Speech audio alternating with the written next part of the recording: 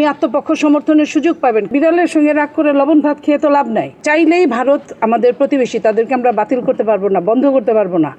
আমরা সেটাকে চাইতে হবে, সেটা বোঝাতে হবে, এবং সেটা একটা চুক্তি হবে, আলোচনা হবে। সেই আলোচনার জন্য একটা দেশ যখন আরেকটা দেশে যাবে বা আসবে, সেটার সঙ্গে এটার কোনো সম্পর্ক নাই। যে এইটার বিচার না হলে আমি যাব না, এটার বিচার না হলে আমি এটা করব না, সেটা আমি মনে করি না। আমাদের তিন দিকে ভারত, এটাকেও আমাদের বুঝতে হবে। ফ্যাসিস্টের প্রধান উনি তো এই দেশ থেকে পালিয়ে গেছেন।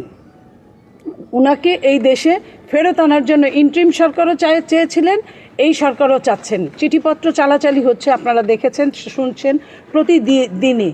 সেইখানে উনি আসবেন, আমরা তো এটাই চাই, বিএনপি তো এটাই চাই উনি আসুক আইনের আওতার মধ্যে থেকে উনি যা কিছু করার উনি করতে পারবেন। নগদ নিয়ে এলো হার না মানা হার অফার। সর্বনিম্ন 10,000 টাকা রেমিটেন্স নগদে পাঠালে থাকছে স্বর্ণের হার জেতার সুযোগ। উনি আত্মপক্ষ সমর্থনের সুযোগ পাবেন, কিন্তু বিচারে যা হয়েছে সেটাকেই মেনে নিতে হবে। বিচারে যা হবে, বিচারের রায় যেভাবে হবে সেটাকেই মেনে নিতে হবে। আমরা কেউই, বাংলাদেশের কোনো মানুষই বিচার বিভাগের ঊর্ধ্বে না, আইনের ঊর্ধ্বে না। এই কথাটা আমাদের প্রত্যেককেই মানতে হবে। আমরা যেটা নিজেরা চাই, আমরা পাশের দেশকে বলছি আমাদের আসামিকে ফেরত দাও, সেখানে আসামি যদি আসতে চায় ভালো, একজন আসামিকে যেভাবে টেক কেয়ার করার কথা বাংলাদেশ সরকার সেভাবেই টেক কেয়ার করে।